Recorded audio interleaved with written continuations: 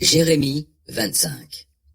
Voici le message qui fut adressé à Jérémie au sujet de tout le peuple de Juda, la 4e année de Jéhoïakim, fils de Josias, roi de Juda, ce qui correspond à la 1re année du règne de Nabuchodonosor, roi de Babylone. Jérémie, le prophète, s'adressa à tout le peuple de Juda et à tous les habitants de Jérusalem en ces termes. Depuis la 13e année de Josias, fils d'Amon, roi de Juda, jusqu'à ce jour, cela fait 23 ans que la parole de l'Éternel m'est adressée et que je vous la transmets, sans me lasser, mais vous ne m'avez pas écouté. L'Éternel vous a envoyé, sans se lasser, tous ses serviteurs les prophètes, mais vous n'avez ni écouté, ni prêté attention à leur message. Ils vous disaient que chacun de vous abandonne sa mauvaise conduite et ses actes mauvais. Alors vous demeurerez dans le pays que l'Éternel vous a donné, à vos ancêtres et à vous, depuis toujours et pour toujours. Ne courez pas après d'autres dieux pour leur rendre un culte et vous prosterner devant eux, et ne m'irritez pas par des idoles de votre fabrication. Alors je ne vous ferai pas de mal. Mais vous ne m'avez pas écouté, déclare l'Éternel, et vous m'avez irrité par les idoles que vous vous êtes fabriquées pour votre propre malheur.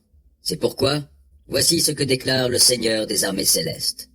Puisque vous n'avez pas écouté mes paroles, je vais envoyer chercher toutes les peuplades du nord. L'Éternel le déclare, et Nabuchodonosor, roi de Babylone, qui sera mon serviteur. Je les ferai venir contre ce pays et contre ses habitants, et contre tous les peuples qui l'entourent. Je les vouerai à l'extermination, je les dévasterai, j'en ferai pour toujours des ruines, et l'on sifflera d'horreur à leur sujet. Je ferai disparaître de chez eux tous les cris de réjouissance et d'allégresse, la voix du marié et de la mariée, le bruit de la meule et la lumière de la lampe. Le pays tout entier ne sera plus que ruines et terres dévastées. L'ensemble de ces peuples seront assujettis au roi de Babylone pendant 70 ans.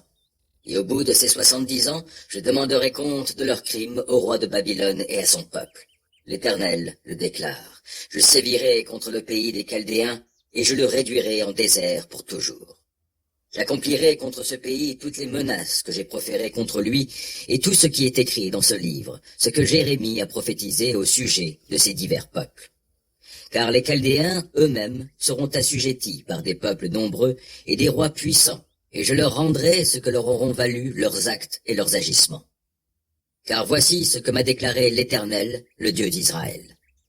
De ma main cette coupe du vin de la colère, et donne-la à boire à tous les peuples vers lesquels je t'envoie. Ils boiront, ils tituberont, et seront comme fous devant l'épée que je vais envoyer contre eux. Alors je pris la coupe de la main de l'Éternel, et je fis boire tous les peuples vers lesquels l'Éternel m'avait envoyé.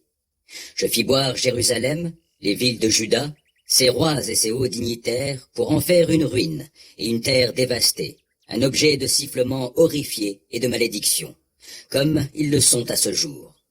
Je la fis boire au Pharaon, le roi d'Égypte, et à ses fonctionnaires, à ses hauts dignitaires et à tout son peuple, à tout le ramassis de peuples vivants dans leur pays, à tous les rois du pays d'Out, à tous les rois des Philistins, à Ashkelon, Gaza, Écron, et à ceux qui restent d'Ashdod, à Édom, à Moab, ainsi qu'aux Ammonites, à tous les rois de Tyr, à tous ceux de Sidon, ainsi qu'aux rois des îles et des régions côtières au-delà de la mer, à Dédan, à Théma, à Bouz, et à tous ceux qui se rasent le haut des joues, à tous les rois de l'Arabie, à tous les rois des peuples habitant le désert, à tous les rois des Cimériens, à tous les rois d'Élam, et à tous les rois de Médie, à tous les rois du nord, rapprochés ou lointains, l'un après l'autre, à tous les royaumes du monde répartis sur la terre, et le roi de Sheshak boira après eux tous.